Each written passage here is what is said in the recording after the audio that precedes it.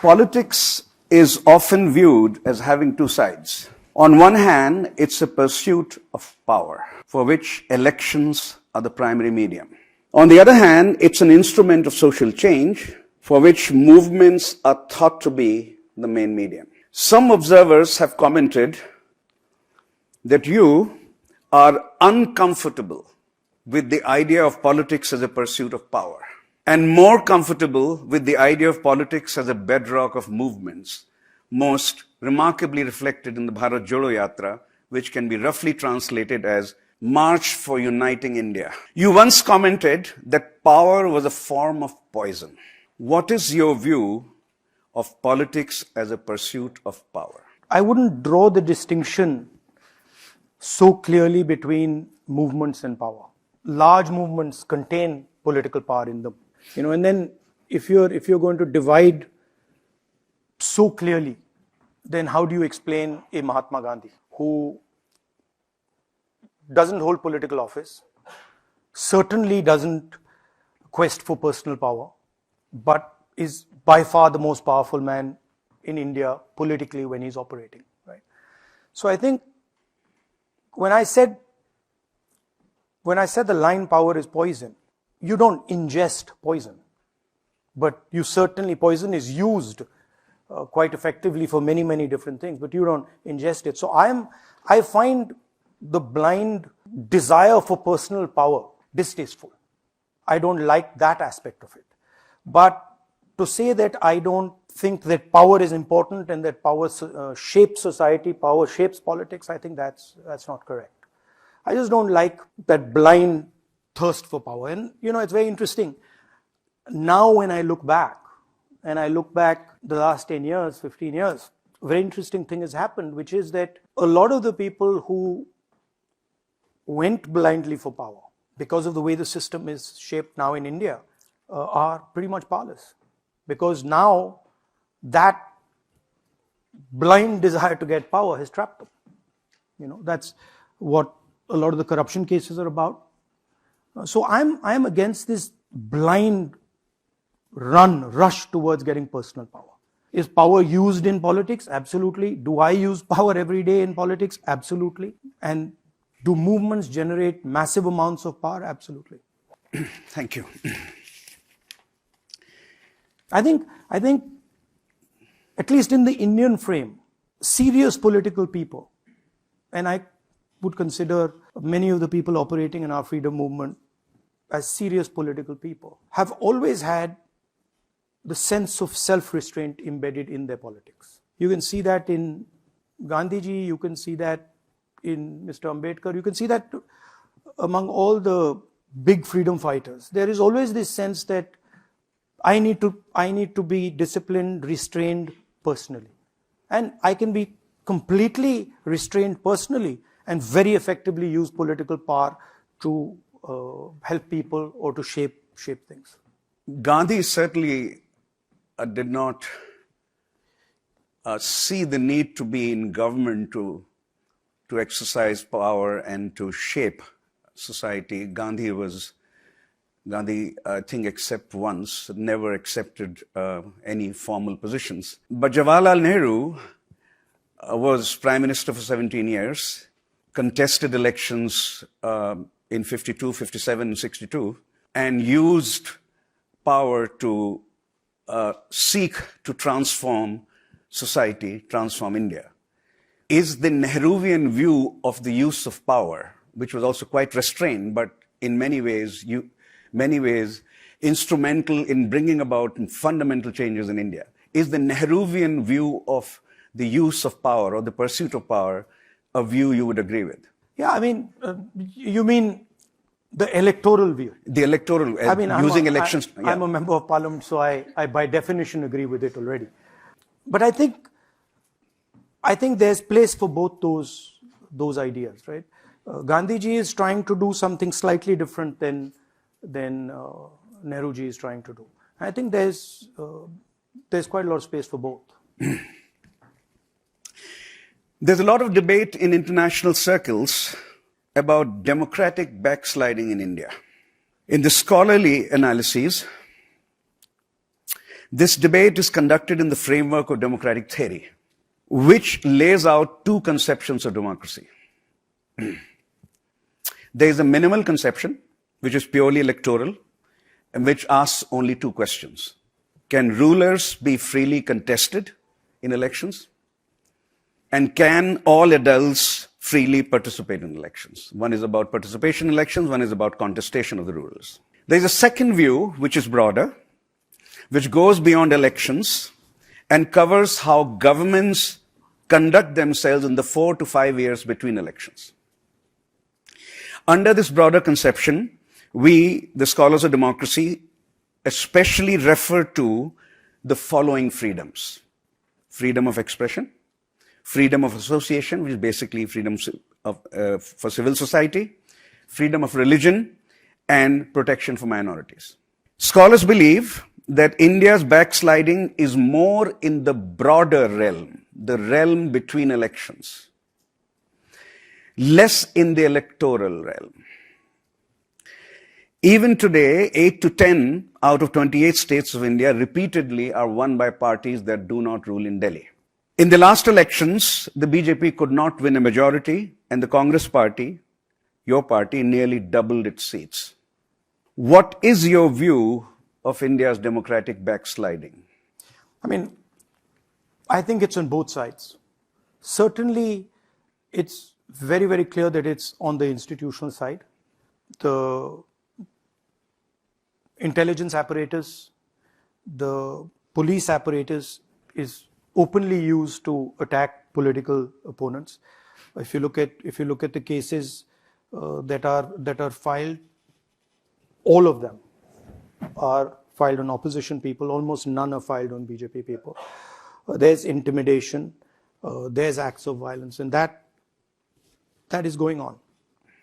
We always suspected that there was also direct intervention in the electoral system. And because many times the numbers wouldn't add up to us. And now in Maharashtra, it's crystal clear that that something very wrong happened in the elections. And I'll give you the numbers. 9 crore voters in Maharashtra in Lok Sabha election. So 90 million. Yeah. 90 million people vote in the Lok Sabha election. 5 months later, in the Lok Sabha election, 10 million new voters appear. In the Vidhan Sabha election. Yeah. Suddenly 10 million new voters have appeared from nowhere. The Election Commission is supposed to give us voter lists for us to check who these people are. We asked them multiple times, where are these people? Where have they come from? Who are they? They don't answer our question. And the most interesting thing of this is the seats in which these people are added are the seats where the BJP wins. So there's a direct correlation between where these people are added and where the BJP wins. In the Lok Sabha, we basically won the election in Maharashtra. And if you look at our scores remain pretty much the same in Vidhan Sabha and Lok Sabha. The only thing that changes is these additional voters, and they all go to the BJP. Right? So that it's pretty open and shut. The Election Commission also told us, they said to us that a certain percentage of voters had voted by 5:30 in the evening. And then 6.5 million new voters supposedly voted in the hour or 2 hours after that.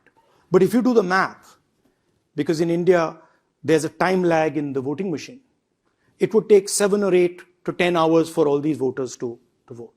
And so we asked the Election Commission, how do you explain that these 6.5 million voters have suddenly voted after 5:30? We didn't see any lines.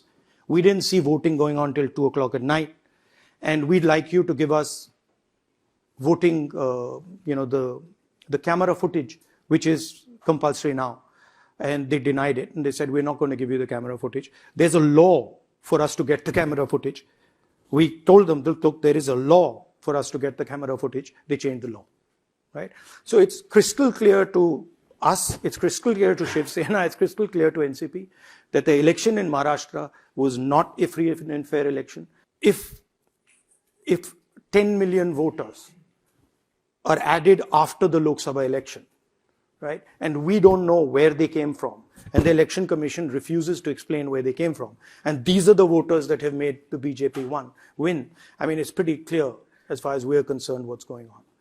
Right? So, and this sort of thing, we've seen it earlier in different states, and we've suspected it.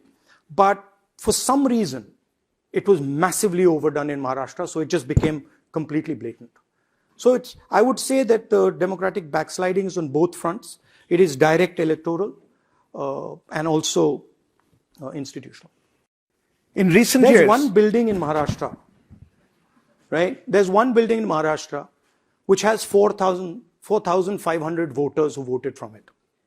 And when we went to the building, there's 20 people who live in it, right? And there's 4,500 guys who have supposedly voted from that address. Again, we asked the Election Commission, So these examples, there are 30 seats where the BJP just wins clean, and the only difference is these new voters that have been added to their tally. So it's anybody who looks objectively at the Maharashtra data will tell you there's something very wrong. And this is something echoed by BJP leaders as well. They'll tell us that,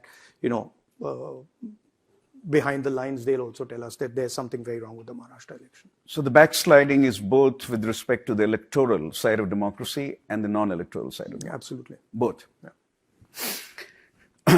In recent years, you've emphasized caste. Also, the other type of backsliding, sorry to interrupt, is we win an election in Maharashtra, right? And then suddenly there's a exchange of money, and then our MLAs suddenly turn around and go to the BJP, right? And that has happened in multiple states. It's happened in Madhya Pradesh, it's happened in Maharashtra, it's happened in Arunachal. It was attempted in Rajasthan, where suddenly huge pots of money are thrown, and then an elected government suddenly becomes a BJP government. So there are multiple ways in which this is done. In recent years, you have emphasized caste injustices within Hindu society a lot.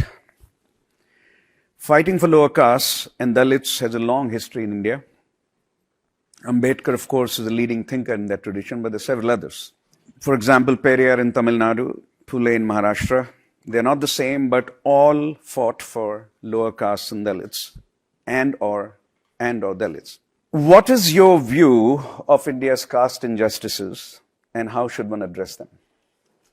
I mean, I have slowly sort of become more and more acquainted with it, the depth of it. And I would say that if you asked me 10, 15 years ago, I wouldn't have had the sort of understanding I have now. And the math is pretty simple. Corporate India, right? Top 500 companies,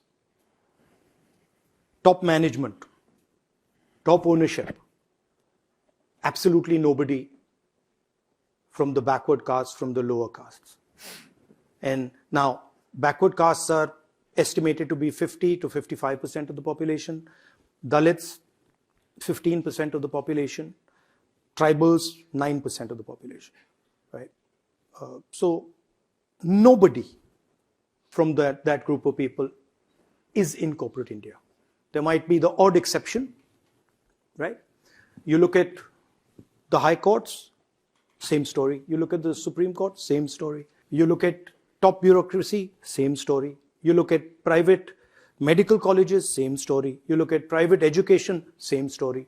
We looked at Telangana, and we're just horrified with what we're finding. If you look at government contracts across the board, government contracts don't go to lower caste people. So 75%, and I'm not even talking of the minorities here, 75% of Indian people simply do not have access to the contract system, simply do not own anything, right? You look at gig workers, you look at Narega workers, their ranks are full of lower caste people, Dalits, OBCs, tribals. And it's really, really stark. And the thing that surprises me is that, when I push for the caste census, I get this massive pushback which says, this is divisive. And my thing is, Look, this is the truth. And if we're talking about building a country, right, if we're talking about India becoming a powerful country, a rich country, we simply cannot tell the bulk of our population that you're not going to participate, right? So to me, the caste census is basically putting the truth on the table, saying, look, this is what the truth is. And there are many people in India who just don't want to hear the truth.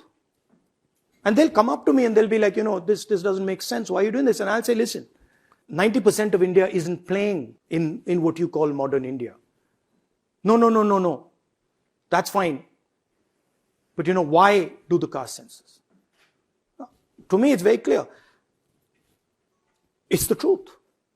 And people of India need to know exactly the amount of discrimination, the extent of discrimination that's taking place. I don't believe that you should simply exclude the energy, the attention of 90% of your population. I don't understand how a country grows, prospers with that strategy. So to me, transparency, and I think the caste census is a very powerful weapon, is the first step. I was shocked. I must tell you, I'm absolutely shocked with what we find on this front. And it's shocking, the extent of it. The caste census has taken place in how many states at this point? We've done it in Telangana, and I would say that's the one which has been done in a really robust fashion. Karnataka has been done also pretty well. Bihar? Bihar. I think what we've done in Telangana is order of magnitude different. Nice. So, fine, Bihar has done it too. But I think it's got to be done at a national level. It will transform the way we think about development, the way we think about politics in India. Next question is about secular politics and its role today. How should secular politics, which embraces all religious communities, be formulated in an age dominated by Hindu nationalism, or in a decade dominated by Hindu nationalism? Hindu nationalism, not Hinduism, is what distinguishes the ruling party of India since 2014, now in a coalition. This distinction is important, and Mahatma Gandhi is the most famous example of this distinction. A very religious Hindu who was not a Hindu nationalist. A deeply religious Hindu, as well as an Indian nationalist, but not a Hindu nationalist. Indeed, he was assassinated by a Hindu nationalist who said in his assassination trial that as a Hindu, Mahatma Gandhi's love for Muslims was so unacceptable to him that he had to be assassinated. In contrast, for Gandhi, being a Hindu and having affection for Muslims, or for that matter for any other religious community, were not contradictory at all. In posing a challenge to Hindu nationalism, should one look to Gandhi for ideas, symbols, and inspiration? Is Gandhi still relevant? Yeah, if you look at pretty much all great Indian social reformers, political thinkers, and you go back 3,000 years,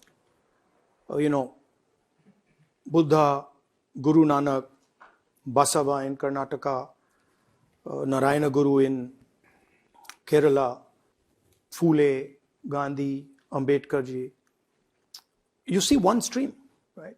And none of these are bigots. None of these people were saying, listen, we want to kill people, we want to isolate people, we want to crush people, we believe that things should be done in this one particular way. All these people, the voices of whom are frankly in our constitution, right, are essentially saying the same thing, saying that carry everybody with you, satya and ahimsa, right, truth and non-violence, and you can fit them all in there, right, the search for truth and non-violence.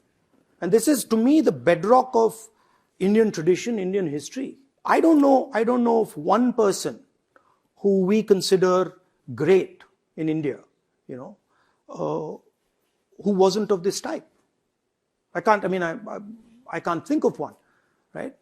All are mythological figures. Lord Ram was of that type, right? Where he was forgiving, he was compassionate. So I don't consider what the BJP says to be the Hindu idea at all. I consider the Hindu idea to be much more pluralistic, much more embracing, much more affectionate, much more tolerant and open. And there are many people. There are people in every single state. There are people from every community who have stood for those ideas, lived those ideas, died for those ideas. And Gandhiji is one of those people. Probably the best in modern times. But there are many of them. And all of them are marked by or characterized by the idea of inter-religious toleration. I mean, and not giving any particular community of India monopoly over political Buddha power. was about truth and non-violence. Guru Nanak was about truth and non-violence. Basavana was about truth and non-violence. Narayana Guru, Mahatma Gandhi, Ambedkar, they were all about truth and non-violence. Right? And that's our tradition. To me, hatred and anger against people comes from fear. Right? You only hate somebody or you want to hurt them when you're scared. If you're not scared, you don't hate anybody. You're perfectly confident in your ability to deal with anybody. So to me, what a Gandhi or a Buddha or a Narayana Guru is saying is don't be scared. There's nothing to be scared of. Face your truth, face your reality, and deal with it. And this to me is actually the Hindu tradition. So I simply don't view the BJP conception as a Hindu conception. To me, they're a fringe group. But no, in terms of thinking, they're a fringe group. They're not mainstream. They're not mainstream Hinduism. Now they've captured political power, and they've got huge amount of wealth, and they've got power. But they don't represent the large majority of Indian thinkers by any means. Bharat Jodo Yatra, March to Unite India, is viewed as a turning point in your political career, at least after 2014. When you look back upon the 3 to 4 months when you walked 3,000 miles, about 15 miles a day, trying to reach out, trying to embrace, when you look back upon that experience, what stands out for you? I mean, many things stand out. I learned many things that I could not even, they were outside my imagination. I learned how to listen to people properly. I learned that you could connect with people instantly in ways that I had never imagined possible. And it was a huge learning experience to see what the different conceptions, ideas in India, the different people, I mean, what they're doing, it's mind-blowing. It's unbelievable. And the dignity of the whole thing, I mean, I've never seen anything like that. That you're struggling, you're hurting, you're trapped completely, and you don't lose your dignity. Not for 1 second will you lose your dignity. And then you see people who have everything, no shortage of anything, and no dignity. So it's a fascinating thing to me. And I realized, which is something that I just hadn't figured out before. And I realized that for some reason, from say 2004, when I entered politics, I did not find love to be a useful word in politics. And it was something that I didn't use. I didn't say, oh, I love my family, I love my mother, I love my sister, I love my friends. But it never entered my political thinking. And suddenly I realized that, what is this? Why has it never entered my political thinking? Right? Why can't I express love for a person that I have never met? And so that happened in the yatra. And it had a shocking impact. I was just blown away. Because suddenly it allowed me to use the most powerful tool in politics, which I just, for some reason, and I don't understand why nobody else uses it. It's not, I don't know. I just don't understand it. I was like, wow, this thing works. It's crazy. I can actually meet a complete stranger and say, I love you. And he says, I love you. And the conversation starts at a completely different place. You know, he's not talking anymore about, oh, you know, I'm having trouble with my farm. It's like a totally different connection. So I learned that. I learned a little bit of perseverance that, you know, carry on, doesn't matter. But to me, that was the most powerful thing, that you can suddenly use this idea of love for somebody to and connect directly with them. Can you, like I have now before the yatra, I never heard anybody saying to me, I love you. Now, no, serious. I walk out and I'm in Delhi. Some scooter wala will, you know, look at me and say, you know, love you. Right? And it's so much nicer. It's so much more pleasant, you know, and it solves so many problems. Like half the problems are gone when the guy starts off with a frame that, okay, I love you, and yeah, I love you too. Now let's talk. You're in a different elevated space. It sounds funny, but no, it's powerful. No. I mean, Gandhi has quite a few things to say about this, but can you tell this audience how one of the greatest slogans of that march from the south to the north, 3,000 miles, those who don't know, 3,000 miles plus in a matter of 4 months, 15 miles a day, how the slogan of Nafrat ke bazaar mein mohabbat ki dukaan, in the marketplace of hatred, you are creating a shop of love. How did this come about? Can you tell this audience? It doesn't quite work in English the way it does in Hindi. I know. Right? How do you have a better translation? No. Yeah, okay. But for my friends who speak English, it doesn't have quite the kick it does in Hindi. Yeah. I agree, but no? I couldn't figure out another way to translate it. Yeah. So in the marketplace of hatred, you're creating a shop of love is the best I can do, and I'm sure poets here can do much better. Yeah. Tell us how the slogan emerged. See, when I first started, to me, I was meeting people. And so somebody would come, hello, how are you? Individual connection. And then they'd tell me, this is what I'm thinking. And first I would talk to them. So I'd be like, okay, this is what you're thinking, this is what I think. After some time, I couldn't talk anymore because it was overload. So there were too many people coming, and then for me to just speak became a bit difficult. So I started to go silent slightly more. And then I started to realize that actually there are individual voices there in that yatra, but then the yatra also speaks as a group, as a system, right? And every now and then, suddenly the yatra as a whole would suddenly speak, and it would tell you something, and it would of course come through somebody, through an individual, but it was obvious that it was an expression that was beyond that individual. And this is one of those examples. So we were walking, and this gentleman there was a huge crowd and pushing and pulling, and there was this gentleman on that side, and I could see that he was trying to come in, and there were the cops there. They're quite aggressive, so they were, pushing people aside, and they pushed him. So I could see him trying to come in, and then he disappeared. And then after a few hours again, I saw him, but on this side, and again he was trying, and then he disappeared. And then again he came, and I was like, okay, I better now try and get this guy into this thing. So I told Alankar, who works with me, I said, bhai, usko pakad ke lao. No, literally, because you have to literally catch. Otherwise, you can't catch. If you don't catch and bring, the crowd will just sweep him off. So he physically pulled the guy through the crowd, through the police and through the crowd. And then the guy came, and he came running in front of me, and then he pointed both his hands at me like that. And he says, I know what you're doing. So I was like, what am I doing? So he said, कि आप नफरत के बाजार में मोहब्बत की दुकान खोल रहे हो. So it was an expression not of one person.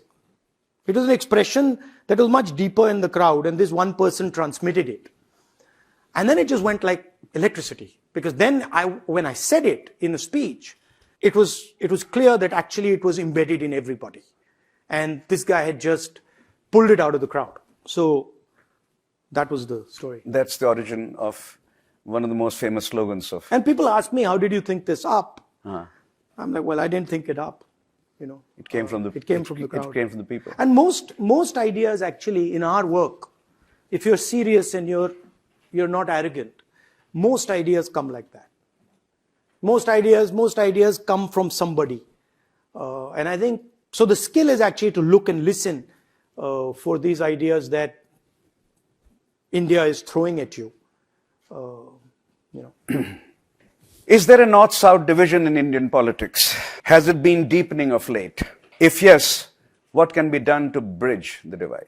See, our constitution is the mechanism through which Indian states talk to each other. Our institutions are the mechanism through which they talk. And if our institutions and our constitution is weakened, states will struggle to talk to each other. So it's not just a north-south divide. Manipur has civil war, right? If you want to take it further, I went to Manipur, and I'll tell you a story.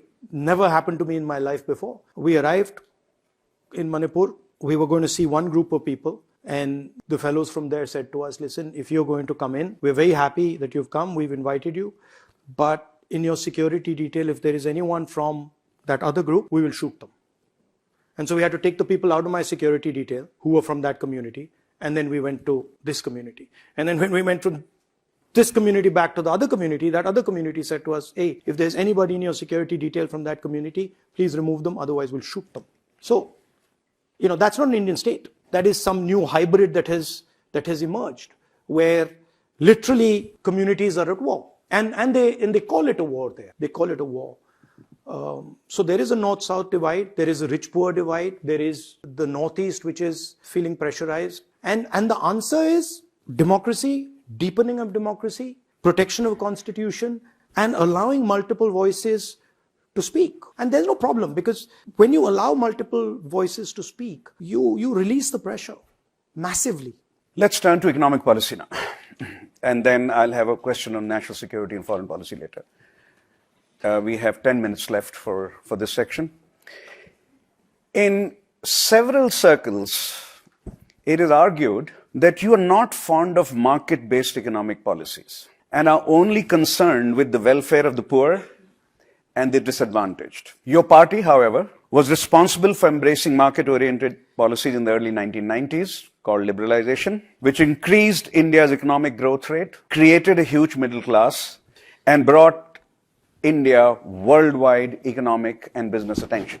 What is your view of markets? Are they necessary for India's forward economic march? Can we achieve higher social welfare, about which you've talked so much, without market-oriented economic growth? I mean, they're absolutely necessary. I'm certainly not against markets. I'm against monopolization. Okay? And I'm against monopolization anywhere. My argument about the economic strategy of the BJP is essentially that you're giving way too much to few people, right? Again, I have the numbers here. 1% of our population owns 40% of our wealth. You simply are not going to develop the country like that. Right? So I'm not against markets at all. I'm against unfair competition. I'm against capture of economic systems. And that's exactly the argument I'm making on caste. I'm of the view that a small section of society should not control the entire ecosystem, whether it's in caste or whether it's in economics, right? And I think that's detrimental to the future of our country. So markets and welfare can go together. They have to go together. You can't have welfare without markets. Okay. Right? And then it's very good to hear that, because that's not what a lot of economists that I talk to, they don't think that you're thinking about. They don't think that you're worried about. But a lot of people know what I think better than myself. This is a phenomena that people seem to understand what I think better than what I think. Okay. And there are many commentators who tend to do that. I'm very clear. The single biggest challenge in front of India today is to create a production system to compete with the Chinese, is manufacturing and the creation of jobs. India is not going to be able to do that without a market, without a liberalized economic system, right? And anybody who talks about social progress, weakening caste structures, also has to accept that you need money to do that. And the only way you're going to make money is by having a production system and by having an open, liberalized economy. How should India respond to Donald Trump's tariff policy? I mean, look, and is it responding the right way? we don't know how it's responding because they don't tell us these things. Donald Trump is negotiating. He's well within his rights to negotiate. We should negotiate right back. We should understand what our strengths are, what we need, and we shouldn't compromise in areas that are detrimental to us. But he's well within his rights to say that he wants, to change the tariff structure. And it's a negotiation, fine. I think we're more than capable enough to negotiate ourselves a decent deal. Turning to foreign policy and national security now, what are India's biggest security challenges? Does Pakistan present the biggest security challenge or China? I would say now China and Pakistan are fused. Are fused? Yeah, they're the same. So it's the same security challenge because they are aligned together. So any conflict we have will probably involve both of them together. But the challenge that I was pointing out, the fact that we don't have a production system, we are failing in manufacturing, and we have a massive unemployment crisis. This to me plays into the external threat. So if you have a sound democratic structure, if you have institutions that are working and you have a production system that's effective, producing jobs, I don't think external forces can be much of a threat. But if you're weak internally, if you're not producing jobs for your people, then the game changes. What, in your view, should be India's position on Ukraine and Israeli-Palestinian war? Two things. I would say on Ukraine, by and large, I would be similar to what the Prime Minister is saying. We wouldn't be very different. On Palestine, I think what happened October the 7th was terrible, but what the Israeli state is doing in Gaza is reprehensible. There's no other way to say it. Just murdering innocent children, innocent civilians, that's not the way to solve these problems. And on Ukraine, you think what India has done is basically right? We would be similar. Look, we don't like the idea of war. We don't like the fact that young Ukrainian men, young Russian men are dying. We would probably be in a similar policy position as the BJP government on that. As the current government. Yeah. One final question before we open up. India-US relations have improved a lot since the end of the Cold War. Would you like to see some changes in how India deals with the United States? China has shown the world how you can manufacture and produce in a non-democratic environment. And the United States and India essentially need to show the world how you can produce effectively in a democratic environment. We don't like the Chinese system of production. We don't like the Chinese system of government. We don't like the authoritarian nature of it. But we have to concede that as far as production goes, they've been successful. And I think huge part of the partnership between India and the United States should focus on this area. I mean, President Trump is already speaking along these lines in terms of manufacturing in the United States. I think he'll struggle to get all types of manufacturing into the United States. He might be able to get the high-end manufacturing into the United States. But I think a partnership between India and the United States on manufacturing and developing a strategy for manufacturing in a democratic environment is something that would be very powerful. Today, our conversation is more transactional There's a defense element, there's a strategic element with it, between us, which is fine, that has to remain. But I would add this, I would say, okay, how does India, with its scale and its know-how, partner with the United States to build an alternative, a serious alternative to the Chinese manufacturing system? Thank you very much. Thank you.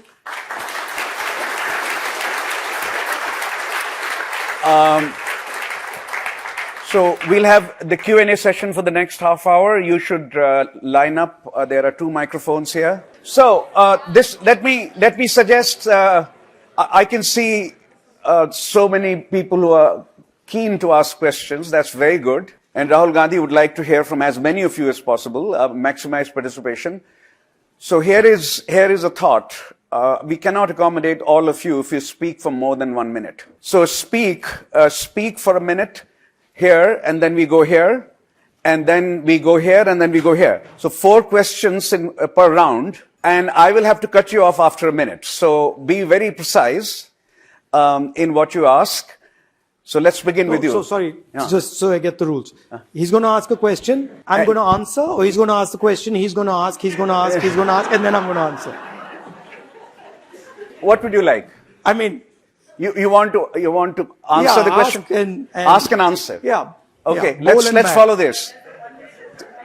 Okay. Yeah, 1 minute applies to me So also. 1 minute is also that rule applies to him as well. Oh, it does? Yeah. Okay. Yeah. Nice. So yes, sir. You start, and then we'll go here. Yeah. Thank you so much for this opportunity to ask this question. So, you recently, in your last visit to the USA, you made a tweet speaking directly to Sikhs in India and abroad, and in that you talk about what India under the BJP would look like, where you ask, will you be allowed to wear gadas? Would you allowed to wear turbans under the BJP? So you create a fear amongst the Sikhs about what the BJP would look like. But you talked about how politics should be fearless. There should be nothing to be afraid of, right?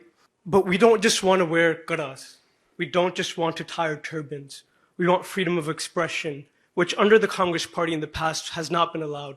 For example, the Anandpur Sahib resolution, which you're probably familiar with, talks about these Dalit rights, right? Rights of water. It talks about better working conditions, anti-monopoly. It mentions nothing of separatism, but it's labeled as a separatist document. This is something your party has done, and your party seems to lack the maturity to accept the mistakes it has made, such as Sajjan Kumar just now being tried. And there's many more Sajjan Kumars currently sitting in the Congress Party. KPS Gill is hailed as a hero, yet you tell us to fear what the BJP India would look like.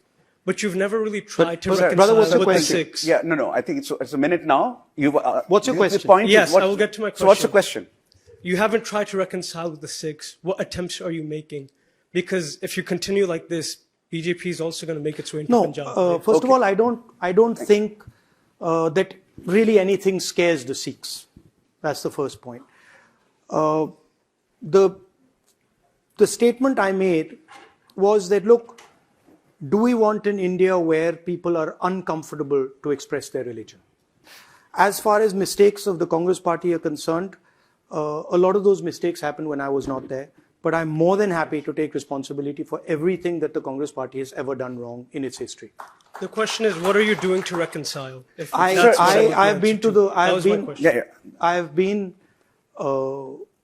have publicly stated that what happened in the 80s was wrong. I have been to the Golden Temple multiple times. I have an extremely good relationship with the Sikh community in India and a loving relationship with them. Question here. Hey, hi Rahul, I'm Asad. The Bharat Jodo Yatra came up multiple times, but it was also a very controlled and non-confrontational sort of march. I wanted to ask that, given that some of the BJP's biggest political setbacks in the past decade has been through street-level disruptive protests, whether it be the farm laws or the anti-CNRC protest, why has the opposition shied away from initiating such protests? Like, for example, you said the Election Commission has been compromised. Why not do an immediate gherav or a chakka jam in front of the Election Commission until the demands are met? We do, but there is a very powerful repressive structure and element that stops us, right? And that's not really visible, but there is a big machine that stops all these types of activities, threatens people, attacks people. we've been involved in a number of these agitations. We were involved in the farmer protests. We were raising it in Parliament. We were raising it outside Parliament. Our party was involved in it, and we pick up these type of protests. But you have to realize there is a system of repression in play that is very aggressive and stops them. I'll give you an example. When the Agniveer issue came up, we started organizing a lot of the Agniveers, and then one fine day, all the people who had lost their jobs because of the Agniveer were called up and said, listen, if we see your face protesting, you will never get a government job again. And that was the end of the protest, right? So there's a hidden machine that attacks these type of protests. Thank you so much, Mr. Gandhi. My question is very, very simple. Effectively asking, why are you coming here at this time now? Just out of curiosity. Because Ashutosh invited me.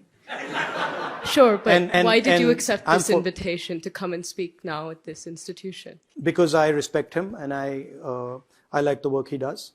And I thought it would be an interesting conversation. It would be nice to meet young people and understand what they're thinking about. Thank you. Yes.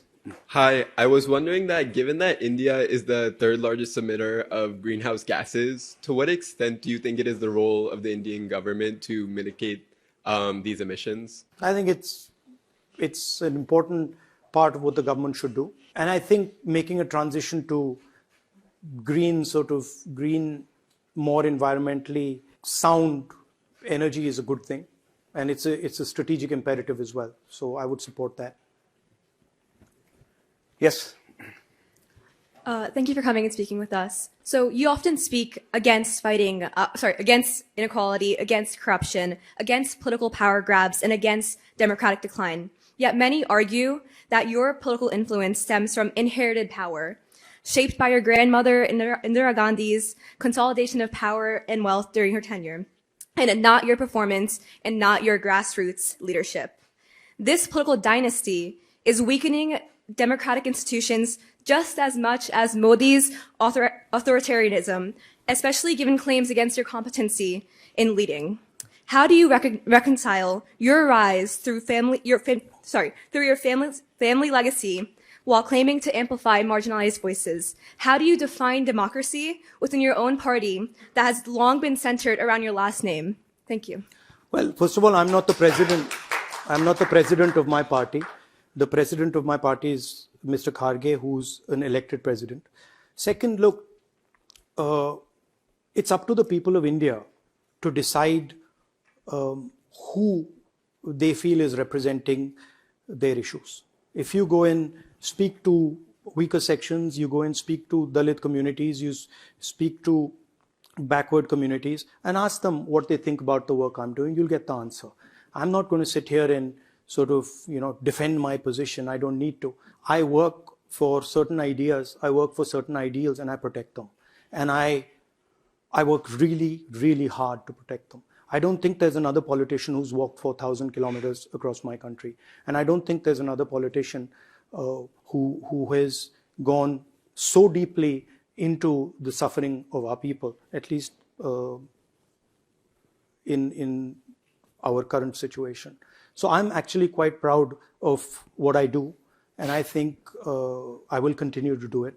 Of course, there'll be people who will tag me as coming from a dynasty, and that's your prerogative, and I'm very, very happy for you to do so. Question. Hi, my name is Aparajit. The BJP, for all of its ideological malevolence, is known for being united, being a cadre-based organization. Everyone at the end of the day is a foot soldier. When I talk to my relatives and friends in New Jersey, where I'm from, they sort of see the Congress Party as susceptible to individual egos, infighting, and things of this nature. So do you think that impression is correct?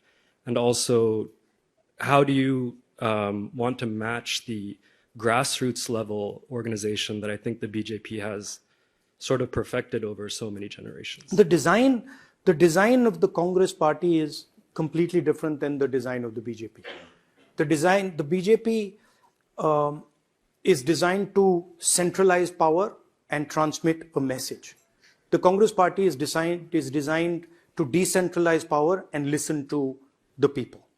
So the last thing we would want to do is have a rigid cadre base like the BJP does. It would destroy our DNA. They're two completely different roles, and we're quite happy to sort of have the internal tensions that we do. It reflects the type of conversation, the type of democratic structure that we have inside. A lot of the people in the BJP hate Mr. Modi, absolutely detest him, but they can't say anything about it. We sit in parliament and we hear what the BJP people have to say about him, but you cannot say it. In our party, people are free to criticize. I mean, we have people in our party who criticize us openly. We're perfectly okay with it. We don't have a problem with it. Yeah. Thank you for taking the time to speak with us today. I'd like to follow up on the first student's question. Could you speak into the microphone? Yeah. Oh, sorry. Yeah, we can lower it for you. Yeah. It's okay. This is okay. Yeah. I'm following up on the first student's question. So in supporting the Sikh community, you mentioned being loved by this community and visiting the Golden Temple. I would say this is not the same as listening to the grievances of minorities. So I'm curious what concrete steps you've taken to systematically uplift and reconcile with minorities such as Sikhs and Dalits, and what is the tangible impact of these steps you've taken? Thank you. Look, I'm not in government right now, so I'm not taking policy steps. But if you look at what I do, wherever there is an attack on minorities, wherever there is violence against minorities, I tend to go there, I tend to support them, I tend to work with them. There are multiple cases of atrocities against Dalits, against women, against lower castes, against poor people. And I try and sort of engage with them and help them. But I'm not in a policy position right now. If you look at the work that the Telangana government and the Karnataka government are doing, and particularly what I was talking about the caste census, those are two completely revolutionary ideas, and they will absolutely help the minorities in those states as well. Yes. Thank you for taking the time to talk to us. And my question is sort of, in today's day and age, AI has become more and more important, and the future of India as a great global power will likely depend on AI. What do you think should be AI? What do you think should be India's future on AI? And specifically, whether investments in India should be targeting,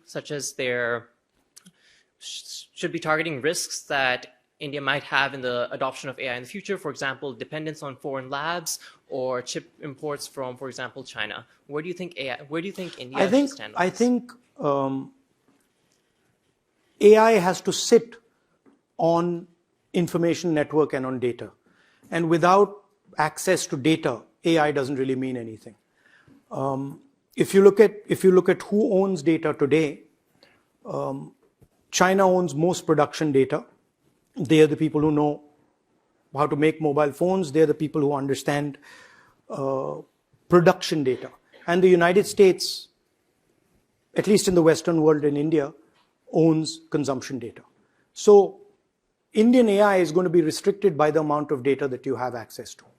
So there's a lot of data in the government space, and there's a lot of other data that you can use for AI.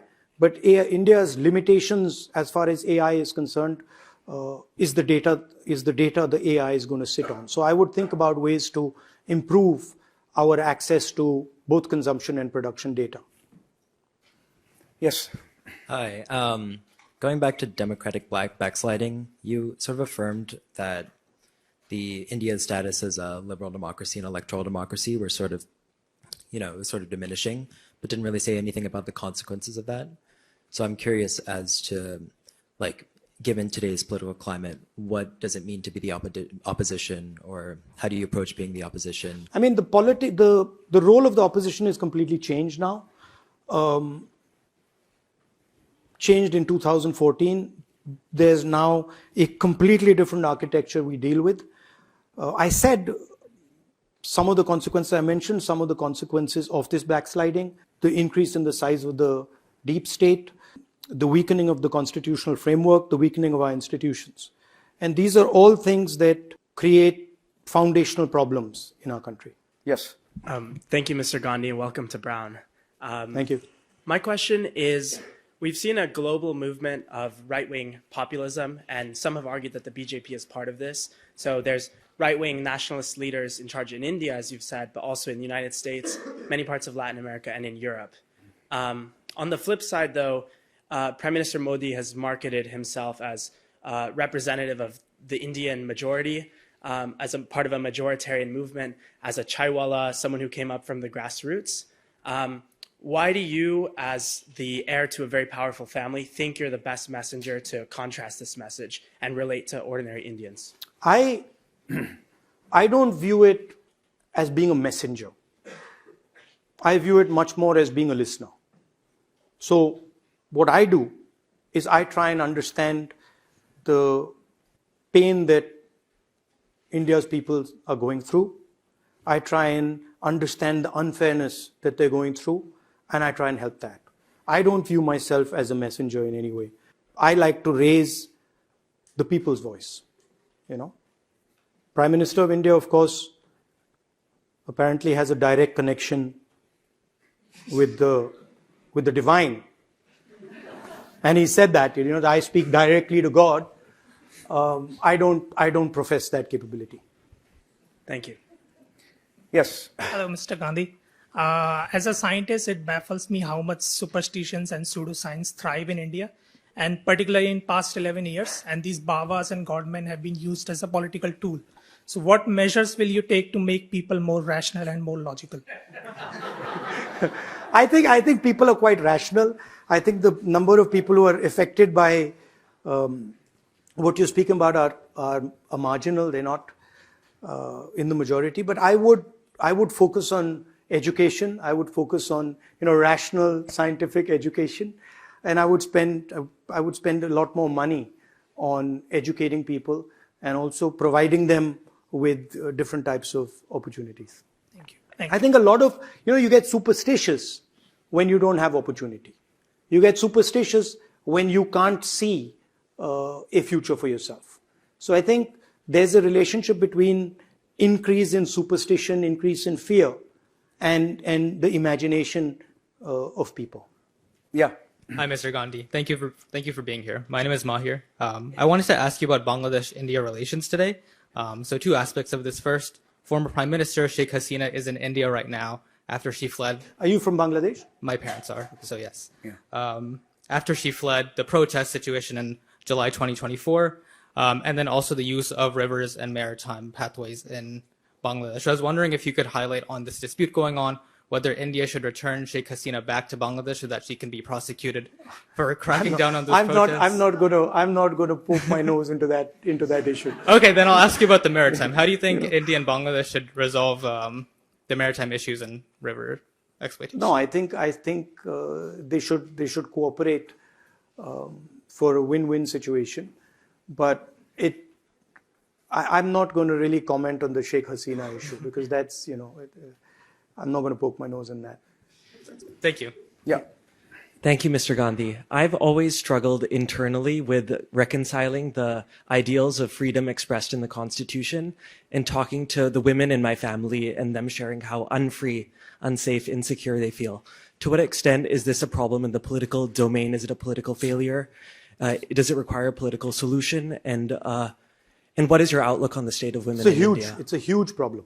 And not just in politics, across the board in India. I think the way women are treated in India is atrocious. In politics, there's some good stuff that has happened. There's a reservation for women in the third tier of government. And now, in a few years, there's going to be in Lok Sabha and in Vidhan Sabha. So that's good. But I think it's also an attitudinal thing. And I think a lot of work has to be done to change the approach men have towards women in politics, in business, in other spaces. But I would agree with you that India doesn't treat its women very kindly. Thank you. Yes. Thank you for being here. I came in initially with the question in mind, given what's happening with research in the US, as an Indian-born researcher training in the US, what India could do in terms of, retaining or supporting young scientists. But I kind of want to pivot from that because you've mentioned production or bringing back production in India many times. And production, especially if, prioritizing private ownership, can end up actually, further impacting marginalized populations, such as the vulnerable populations that you've mentioned many times, especially if it's, trying to introduce, as the Ayushman Bharat is trying to do, a more privatized view of healthcare or, access to healthcare that is more, based on hospitalization rather than prevention. So how could you reconcile kind of increasing production, possibly increasing privatization of things in healthcare and research, but also maintaining... No, I don't think you have to increase production, increase private ownership in healthcare and education to do production. I think that government has a role in healthcare and in education and should spend much more money in healthcare and education. But government cannot get into the business of production. It's very difficult for government to start making cars and iPhones, and private businesses have to do that. You can of course shape the environment in a way in which workers have protections and benefits, but I don't think the government can get into the business of production. It's not very complicated to balance those two things. Yes. Firstly, thank you so much for being here. My question is about higher education in India. Every year, there are more and more students from India who are seeking to go abroad for higher education because of this perceived gap in the quality of higher education in India. Do you think that such a gap exists? And if so, what would you say are the problems there, and what can we do to bridge that gap? Thank you. I think there is a big problem in private education, particularly how expensive private education is becoming. I think there's a role for the government, and I think the government does the best education institutions in India are today government institutions. So I think the government cannot step away from this and just leave it to private players. I think there's a space for them to operate in, and they should operate in it, in education at all levels. I was looking at the medical education system, and literally the medical education system is, if you have money, you go in. If you don't have money, there's a wall in front of you, and that's just, there's nothing more than that, right? So that's not the type of education system that we should be pushing. Dhruv. Yeah, thank you so much for coming. I really enjoyed hearing you speak. My question concerns the BJP's online presence. They've gotten really good at spreading propaganda and misinformation on Twitter and WhatsApp, and not just that, they've also moved on to YouTube, where there are a lot of interviews that are one-sided with BJP politicians. My question is, what do you make of this, and what is the opposition and the Congress's strategy to combat this? I mean, at a very basic level, social media is money, right? So the more money you have, the more social media you have. And the BJP has significantly more money than us. So that's a problem. The BJP also is able to block a lot of the opposition social media. So we are shadow banned. Our YouTube sites, my YouTube site, my Twitter is suppressed, is banned. So we deal with that stuff. But saying that, there is quite a lot of penetration of the opposition in social media, and it's not completely one-sided either. Yeah. Thank you. Yes. Hello, Mr. Gandhi. We have 5 more minutes left, so maybe let's see how far we go. Yeah. Okay. First of all, since no one has said it, thank you for being one of the few politicians in India, from India, that take open, unfiltered. Isn't that? I mean. Yeah. Who take open? Unfiltered questions. Unfiltered questions. Very from good. The audience. Yes. No, we are following brown rules. Yeah. We can't follow the rules of Indian politics. We are following brown rules. Yeah. The questions will be absolutely free and unfiltered. You ask. Yeah. Mm-hmm. So in recent years, we have seen an increasing sense of social exclusion and marginalization of almost all minority, but particularly the Muslim community. As a young Muslim, I personally see how social mobility is becoming very, very difficult with rising instances of discrimination and hostility in both the social and political environment.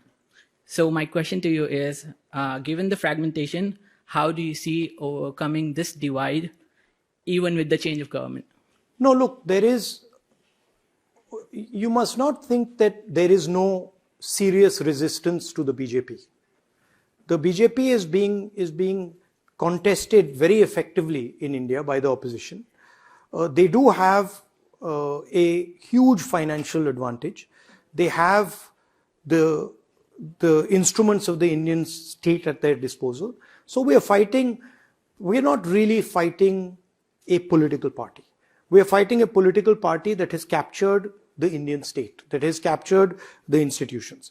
We don't believe, for example, that the Election Commission is fair to us. We certainly don't believe that security apparatus, the CBI, the ED, etc. are fair to us. They're not. Everybody knows it. Everybody accepts it. Everybody knows that the Indian media is completely captured by the BJP. So it's a difficult fight. But that doesn't mean that you think that there is no resistance. There is massive resistance. And please remember that the BJP barely escaped in the last Lok Sabha election.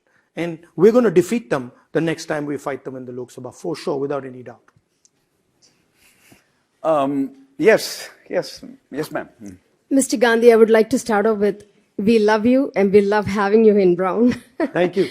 And I'm from the state of Kerala, and I know you've had Wayanad as your constituency. So I would like to say Kerala is a unique state which has 100% literacy, highly educated people, one state that hasn't supported BJP as much. I would like to see whether you had any special things that you gained by interacting with people in Kerala and your thoughts on it, any pearls of wisdom from there.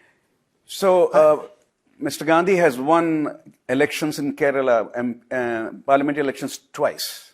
Right, but I've been member of parliament once. And member of parliament once, and this time he won both his seats, and he has given up his Wayanad seat and is now an MP from Raebareli. But yes, this is a wonderful question about Kerala. It was a fantastic experience in Kerala. UP politics and Kerala politics are completely different. No, they operate in different areas. So, for example, in Kerala, the local government is very, very strong. And the panchayat leaders, the ward leaders, the lower rung of the democratic system is very, very strong. And really that makes the job of a member of parliament much easier, because we get a lot of input from them and we work together with them. In Uttar Pradesh, that's not the case. In Uttar Pradesh, there's a separation between the lower rung of the political system and the members of parliament, members of legislative assembly. Also, I mean, I found the society in Kerala to be fantastic, you know. Malayalis all knitted together really nicely, open-minded. It was actually a wonderful experience for me. And, you know, I keep going back there. I really loved my time in Wayanad. Yes. Thank you. I think we'll extend this by maybe 5 minutes, and let's see how many more questions we can get. So let's start with you, and then, yeah. Awesome. Thank you, Mr. Gandhi, for being here. So you talked a bit about Pakistan and China butting together and being like a national security threat to India potentially. With Hasina Wajid's exit from Bangladesh and this newfound relationship between Bangladesh and Pakistan, how do you see India's relationship with Bangladesh going forward, given that it's like surrounded by both countries? I mean, it's rocky at the moment, but hopefully we'll mend things and move forward happily. Yeah. Thank you. Yes. Your proposition today was that India should partner with the United States to combat China's manufacturing. Not to combat. We're not saying combat. Combat's a very strong word. To compete with. Sure, to compete with then. My proposition is that India partners with Taiwan to take down China. We don't take down China. We're not. This is not Are you- like... What do you think? This goes beyond the realm of possibilities. I'm a political scientist, and you don't take down China like that. Yes. Right? What do you think? It's not like, no, we're not thinking of that. It's not like taking down Lakers by Celtics. That's not what the issue is here. Anyway, go ahead. Yeah. What do you think if the two of us, along with the rest of India... Are you from Taiwan? What do you think if the two of us, along with Taiwan...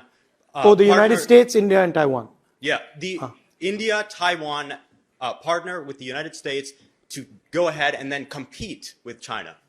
Well, not take down China. I've not... See, yeah, first of all, the idea is not to combat or to take on somebody. The idea is that they have a particular model, we have a different model. And how can we partner with each other to strengthen our model? From India's perspective, it's very clear.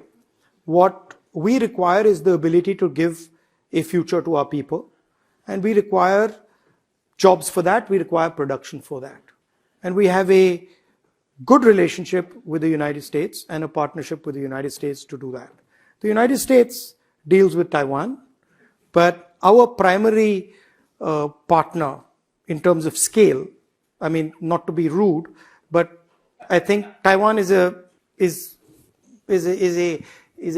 tiny player when it comes to, the size and the scale of India and the United States. So our primary partnership is with the United States. Last question, America. So last year's election offered a very nuanced verdict. It wasn't a full rejection of the BJP and it wasn't a full embrace for the opposition either. And I think that makes the current moment very critical for India's democracy. Given that, how do you plan to create a cohesive, organized agenda for the India Alliance that perhaps moves beyond just opposing the ruling party? What is your long-term, on-ground vision for the India Alliance? And what are you thinking about doing differently for the next elections? What an interesting political question.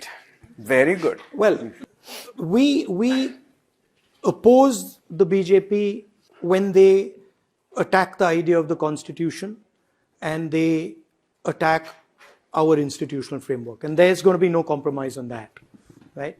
And in the last election, that resonated with a lot of people. The second thing, what I said right in the beginning, is that we also oppose the BJP in their social vision for the country.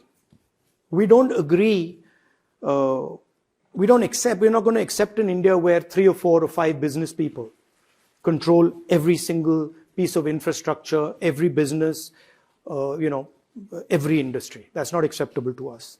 The fact that if you're an Adani, you can literally just walk in and, pick up the Bombay airport and say, I like this airport, and it doesn't matter who owns it, and you can just take it.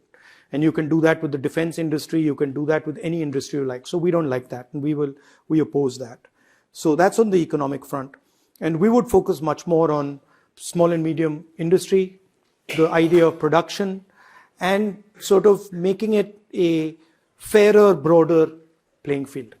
On the idea of caste, again, we have a completely different vision. We don't want an India where, lower castes, Dalits, tribals do not play. That's not acceptable to us. That is something, that is central to their philosophy. That is something that is central to their idea of India. And we're going to challenge that. We've challenged it in Telangana, we've challenged it in Karnataka, and we're going to challenge it in India. And we feel that that is a very, very powerful instrument for empowering lower castes. So we have 2 completely different visions of our country, right? We don't have a centralizing vision. We think that the Tamils should be allowed to speak their own language, should be allowed to have their own culture. We think the Bengalis should be allowed to have their own culture. We don't want to impose one language, one idea, one culture, right? And these are two completely different visions of the country that are fighting. There are things we agree with them on. I mentioned, for example, Ukraine relationship with the United States. But the fact of the matter is that we have a different view of the country. And so we are going to oppose them, The last election was much, much closer than people think. And I'm pretty confident that the India Alliance has broad agreement on these areas. There's practically no disagreement on the caste census. There's practically no disagreement on the fact that India should focus on small and medium industry, should focus on production, should not allow such massive monopolies. And then the final piece is, the oppressive nature of the regime, where you attack minorities, where you attack Dalits, where you attack Adivasis, you attack journalists. We don't want that type of an India. So those are the type of things that we would do differently.